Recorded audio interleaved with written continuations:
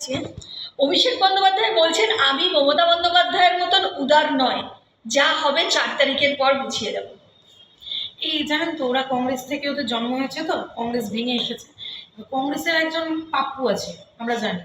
পশ্চিমবঙ্গের পাপ্পু হওয়ার জন্য কম্পিটিশন চলছে, মানে পশ্চিমবঙ্গের পাপ্পু বেশি ভালো পাপ্পু হবে নাকি রাহুল গান্ধী বেশি ভালো পাপ্পু হবে, দিল্লির পাপ্পু আর পশ্চিমবঙ্গের পাপ্পুর মধ্যে একটা কম্পিটিশন চলছে। তাই উনি কি বলছে সে নিয়ে ভারতীয় জনতা পার্টি অন্তত একদমই ভাবছে না, একদমই তাদের মাথা ঘামানো নেই। এরা নিজেদের মধ্যে কম্পিটিশনটা বহাল রাখুক, দুজনে কে ভালো বেশি পাপ্পু হবেন, বেশি ভালো পাপ্পু কে হবেন সেটা। কিন্তু অভিষেক বন্দ্যোপাধ্যায় বলছেন, লোকে আগে চুরি করে জেলে যেত, এখন বিজেপিতে যায়। সে তো পশ্চিমবঙ্গের মানুষ দেখে নিয়েছে। বালি চুরি করলে প্রার্থী হওয়া যায়, রেশন কাণ্ডের সাথে, মানে রেশন দুর্নীতিকাণ্ডের সাথে যুক্ত থাকলে প্রার্থী হওয়া যায়। একজন রাষ্ট্রপতিকে অপমান করলে, একজন মহিলা রাষ্ট্রপতিকে অপমান করলে, আদিবাসী রাষ্ট্রপতি, তাদের প্রার্থী হওয়া যায়। বা আপনার যদি লিপস অ্যান্ড মাউন্সের সাথে যুক্ত থাকা যায় তাহলেও প্রার্থী হওয়া যায়।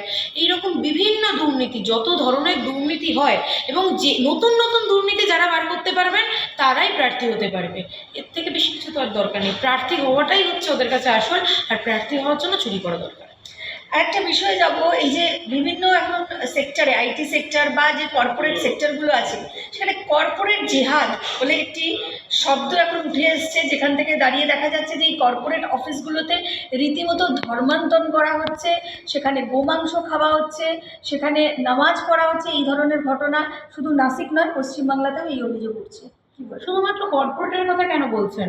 আপনি ইউনিভার্সিটিগুলো দেখুন, আপনি যাদবপুর ইউনিভার্সিটি দেখুন, সেখানে আমরা দেখেছি যে আপনার,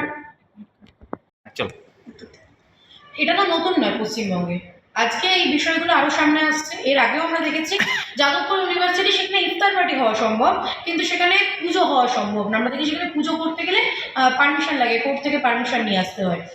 আজকে আপনি প্রেসিডেন্সি ইউনিভার্সিটিতে একই ঘটনা। এরা এরকম একটা মানে ছাত্র সংগঠন এখানে থাকে, এখানে এরা বলা বাহুল্য টুকরে টুকরে গ্যাং। এরা বলে আমরা দেশেরই খাবো, দেশেরই করবো, আবার দেশের বিরোধিতা করবো, মানে এরা হচ্ছে দেশদ্রোহী। শুধু এই এতদিন ধরে ইউনিভার্সিটিগুলোতে দেশদ্রোহীগুলোকে দেখা যাচ্ছিল, এখন পুরো পশ্চিমবঙ্গের দেশদ্রোহী দেখা যাচ্ছে, যারা পশ্চিমবঙ্গের মাটিতে থেকে, পশ্চিমবঙ্গের খেয়ে, ভারতবর্ষের খেয়ে, পশ্চিমবঙ্গের মাটিতে থেকে ভারত রাষ্ট্রের বিরুদ্ধে যুদ্ধ ঘোষণা করছে। আর তারই কয়েকটা উদাহরণ এগুলো দেখা যাচ্ছে সামনে। ভবানীপুরে ভোলাগিরি আশ্রমে রীতিমতন তৃণমূলের একজন কাউন্সিলর গিয়ে দাদাগিরি করার একটা ভিডিও সামনে এসেছিল।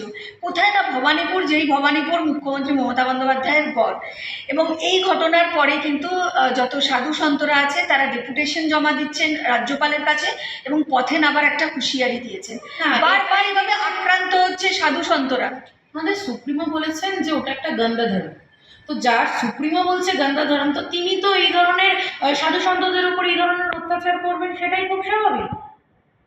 ভবানীপুরে ভোলাগিরি যে আশ্রম, সেই আশ্রমে রীতিমতন তৃণমূলের এক কাউন্সিলর তিনি গিয়ে সেখানে দাদাগিরি দেখান, এবং আশ্রমে যারা সাধু সন্ত তাদের উপর চড়াও হয়, তার ভিডিও প্রকাশ্যে। ইতিমধ্যেই সাধু সন্তদের তরফ থেকে এবং কার্তিক মহারাজ তারা একটা ডেপুটেশন জমা দেবে রাজ্যপালের কাছে, এবং পথে নামার হুঁশিয়ারি দিয়েছে সাধু সন্তরা। কি বলবে? এটা তো নতুন কিছু না, ওদের সুপ্রিমো এর আগেও বলেছেন যে এটা একটা গন্ধা ধর্ম। তো ওনার সুপ্রিমো যদি বলেন, তারপরে আমরা ববি হাকিমকেও বলতে দেখেছি কি যারা মুসলিম হয়ে জন্মায়নি তাদের, মানে তাদের মানে ভাগ্য ভালো না, এরকম অনেক ধরনের মন্তব্য আমরা করতে শুনেছি। তো যাদের সুপ্রিমো এবং তাদের দলের নীতিই হচ্ছে হিন্দু বিরোধিতা করা, তো তারা তো এই ধরনের সাধু সন্তানের উপর এই ধরনের অত্যাচার করবে, সেটাই স্বাভাবিক। উনি শুধুমাত্র ওনার পার্টি লাইনটা ফলো করেছেন, ওনার ব্যক্তিগতভাবে দোষের কথা আমি বলতেই পারি না, তার কারণ পুরো দলটাই এরকম যারা হিন্দি বিরোধী।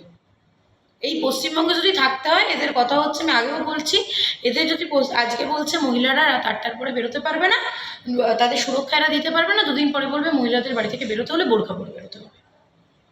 কিন্তু ভবানীপুর জুড়ে যেখানে শুভেন্দু অধিকারী প্রতিপক্ষ হয়ে লড়ছে বিজেপির তরফ থেকে, বিভিন্ন জায়গায় পোস্টারে দেখা যাচ্ছে একটা গাধার ছবি দিয়ে, বিভিন্ন ধরনের পোস্টার দিয়ে, এবার পাঠা বলি হবে বা পাঠার ছবি দিয়ে। এগুলো ওদের কালচার, এগুলো তো ওদের কালচার। যত মানে নিম্ন মানসিকতার মানুষজন তারা ওই দলটায় গিয়ে যুক্ত হয়েছে, এক জায়গায় সবাই রয়েছেন। তো ভালোদের সাথে থাকলে তখন ভালো ভাবনা আসবে, আমরা তো জানি সৎস্বর্গে স্বর্গবাস। তো ওদের তো বিষয়টা সেরকম ঠিক উল্টোটা, তাই জন্যই এই ধরনের ওরা পোস্টার দিতে পারে। আমরা এই ধরনের কালচারে বিশ্বাস করি না। ভারতীয় জনতা পার্টি এই ধরনের কালচারে প্রমোট করে না। কিন্তু দিলীপ ঘোষ বলছেন বুলডোজারের কথা, তার মুখে বুলডোজারের হুঁশিয়ারি বা হুমকি শোনা যাচ্ছে। আমিও বলছি, যদি পশ্চিমবঙ্গের যারা প্রমোটার রয়েছেন যদি বৈধভাবে আপনারা কাজ করেন তাহলে সরকার আপনাদের সাথে আছে। আর অবৈধ নির্মাণ যত রয়েছে, ভারতীয় জনতা পার্টির সরকার 2026-এ এসে গেছে, তৃণমূলের বিসর্জন হয়ে গেছে, এখনো সময় আছে, নিজেদের শুধরে নিন। যদি অবৈধভাবে কোনো জায়গা থাকে তাহলে সেগুলো বুলডোজার দিয়েই ভাঙা হবে। যেভাবে আমাদের কোর্ট নির্দেশ দেবে ঠিক সেইভাবেই কাজ হবে। সরকার কোনো অবৈধ কাজকে প্রমোট করবে না। লোকসভায় পাশ হলো না মহিলা সংরক্ষণ বিল, কি বলবে? আবার করে প্রকাশ্যে এলো যেটা নারী বিদ্বেষী। ভারতবর্ষের যে বিভিন্ন অন্যান্য যে সংগঠনগুলো রয়েছে, যারা মানুষের সামনে বলে এরা মেয়েদের জন্য প্রচুর ভাবেন, এরা আদতে যে নারী বিদ্বেষী সেটা এরা প্রমাণ করে দিল। মহিলারা রাজনীতিতে আসলে মহিলাদের জন্য যেগুলো হওয়া দরকার, যে ভালো ভালো কাজগুলো হওয়া দরকার, সেগুলো হওয়াটা অনেক সহজ হয়। কারণ একজন মহিলা আরেকজন মহিলার যে সমস্যা সেগুলো খুব সহজে বুঝতে পারে। আর সেটাই করতে চাইছিল ভারতীয় জনতা পার্টির সরকার। বাকি যে দলগুলো রয়েছে তারা নারী বিদ্বেষী, শুধু তাই না, এদের মানসিকতাও কতটা নিম্নমানের সেটার পরিচয় দেবে। একদম এক কথায় মুখ্যমন্ত্রী বলছেন যে সমস্ত ক্ষেত্রে এগিয়ে বাংলা, শিক্ষা, স্বাস্থ্য, সমস্ত ক্ষেত্রে নারী সুরক্ষা এগিয়ে বাংলা। কি বলবেন মুখ্যমন্ত্রী?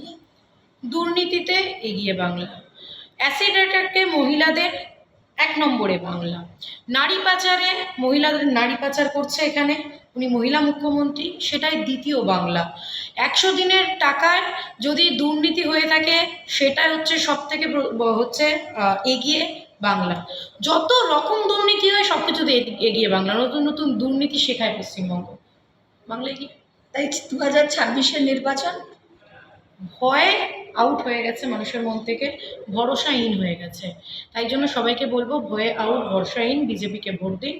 মানুষ জানে, মানুষ ঠিক করে নিয়েছে এইবারে তৃণমূল চলে গেছে, ওরাও জানে তৃণমূল এবারে শেষ হয়ে গেছে। 2026-এর নির্বাচন তৃণমূলের বিসর্জন।